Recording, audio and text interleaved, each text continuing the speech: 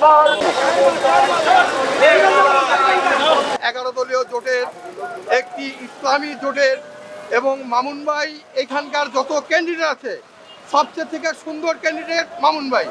এবং এটা হলো যদি আজকে মামুন ভাইকে হা ভোটে দেন এবং দেওয়াল করে দেন তাহলে সন্ত্রাস মুক্ত এই নারায়ণগঞ্জকে পাবে ইনশাল্লাহ। এবং এদেশে কোনো চাঁদাবাজি থাকবে না, কোনো মোস্তানি থাকবে না, কোনো গাঢ় দখল থাকবে না।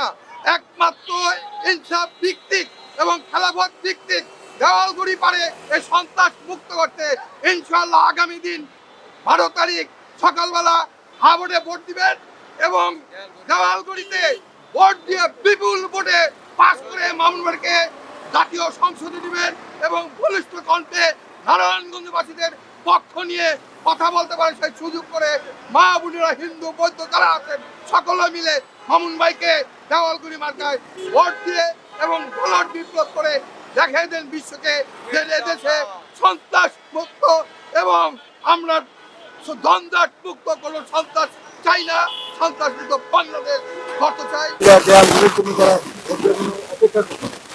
এবং 12 তারিখে ইনশাআল্লাহ এই নারায়ণগঞ্জের মানুষ আদর্শ এবং সততার পক্ষে, দুর্নীতির বিরুদ্ধে এবং সব ধরনের দখলদারিত্ব এবং চাঁদাবাদের বিরুদ্ধে তারা রায় দেবে ইনশাআল্লাহ। এবং আমাদের দেয়ালগুলির বিজয় এখন সময়ে কিছু